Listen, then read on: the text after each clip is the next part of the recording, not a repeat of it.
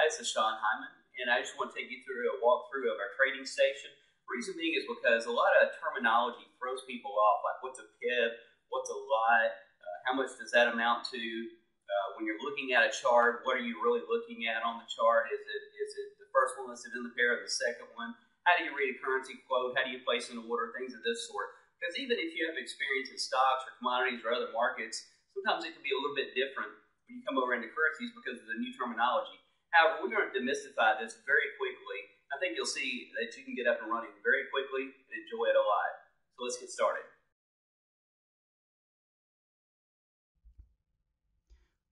We'll just take a moment to show you literally how simple the trading station really is. You've got your quote section over here. That's in real time, even though it's on demo. You've got your equity, which is your real-time balance, and your margin tracked right here. And then you've got your open and closed positions window that transacts right below the quotes window. So as soon as we transact a trade here in a moment, we'll see it pop down here fairly instantly. So let's break apart a quote real quick and see what that looks like. We've got Euro USD. So currencies are traded in pairs, and that's so that we can tell how something is valued versus something else. Everything has to have a benchmark against it. And so when I see this quote down here, here's how I should think. 1 euro equals what? And that what question is answered in this quote. So 1 euro equals $1.3567. So if I were physically exchanging money, and that's not what you do here in these trading platforms, but let's just say, for instance, we were, and I, as an American, wanted euros, I would need to give the European $1.3567, or basically $1.35, and they would in turn give me 1 euro back. And so those two are equal at that point. Now, if I think the euro is going to rise against the US dollar, means I think it's going to strengthen and this quote would increase in value over time, then I would click the buy button, and I'll show you how to do that here in just a minute. But you've got your sell quote here, 135.68, and your buy quote, 135.70, basically. Above here, you just see fractional pips. That's all that is. And so that spread is tracked right here by this 2.5, 2.6 that it's vacillating between, even as low as 2.0 you see there. So it'll vacillate a little back and forth, but that's your cost in the trade. Now, so if that's 2.6 pips, what does that equate to in dollars? Well, in this standard mini account, 1 pip equals $1 on this pair, as we see right here, 1.00. So that's basically about $2.50 to $2.60 that it would cost me, that I would need to overcome in my trade before I get into profitability. So you can see costs are very, very low, especially in relation to the amount of currency that you are in control of. So that's your spread cost. Now remember, in stocks you have a buy commission, a sell commission, and that market making spread.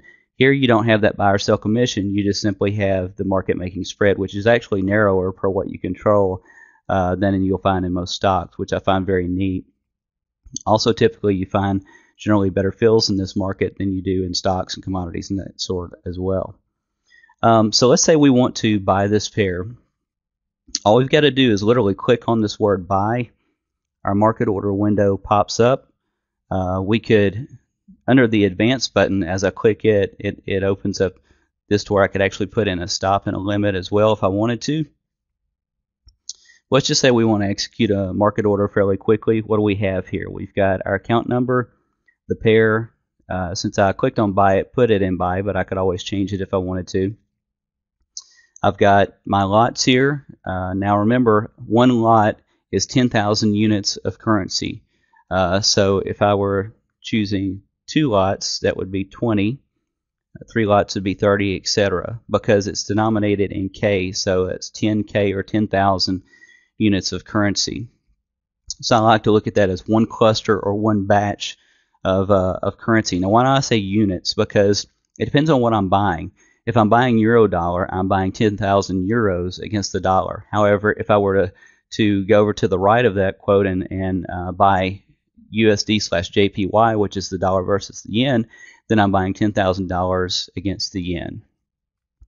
So let's just say we want to execute this market order. All I have to do now is simply click OK, and then fairly quickly that goes down into my open positions window.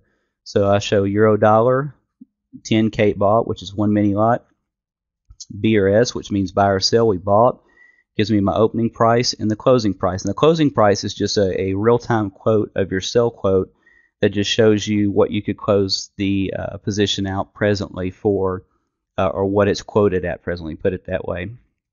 And you'll notice that the trade instantly goes negative by the amount of the spread. And so, matter of fact, it's ticked just slightly against us in addition to the spread. So what I have to do is my closing price has to equal my opening price in order for me to have cleared my spread costs, and then from there it's off to the races. All that afterwards would be my profit. P/L stands for the number of pips gained or lost. Gross P/L is how that is quantified in dollars. In other words, it translates pips into dollars. So all this is calculated for me. I don't have to do any work in my head at all about it. It's all simply put out there for me. Now let's say I wanted to add in a stop. A stop is for when I'm wrong, or if I were to be wrong in the trade. You can literally click in this blank box under the word stop and put that in here.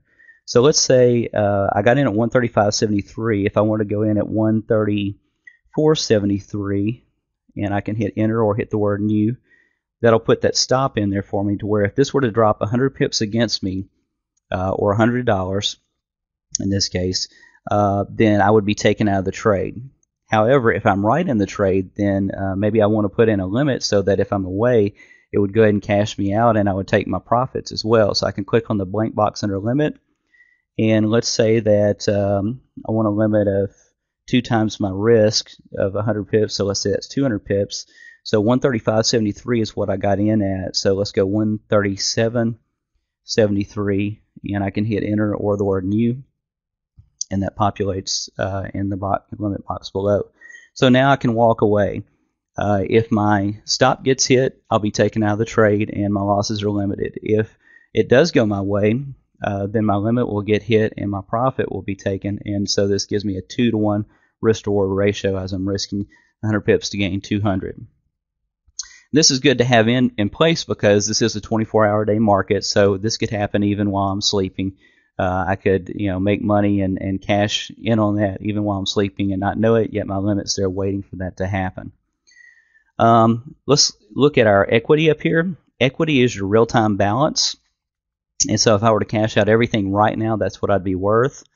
I would not use day P/L as your guide. I would use gross P/L because that's telling you how many dollars or cents that you are up or down versus where you got in. Whereas this tracks the 5 p.m. close for institutional purposes mainly. And then USD MR and usable MR is our margin. Since we executed one mini lot, we had to set aside $50 out of the account equity, and the rest is sitting there in usable margin. So for each lot that I put on in a mini account, I'm setting aside $50 to control 10,000 units of currency. So you can see how you can take a little and control a lot. However, if I were to get a margin call, it would happen when this usable margin here goes to 0.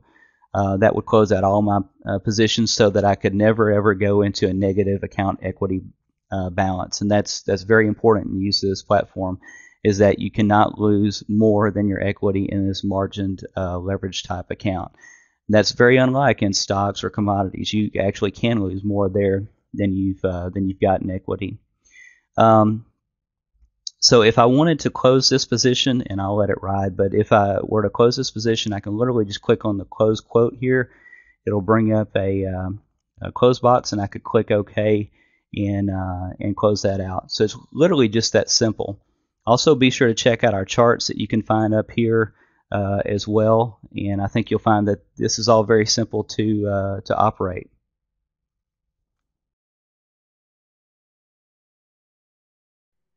I hope you enjoyed the walkthrough of the demo trading station.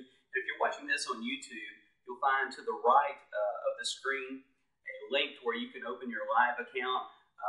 If you're new to demo trading station, I'd encourage you to demo trade for just a little bit, but go ahead and click on this link and bookmark it.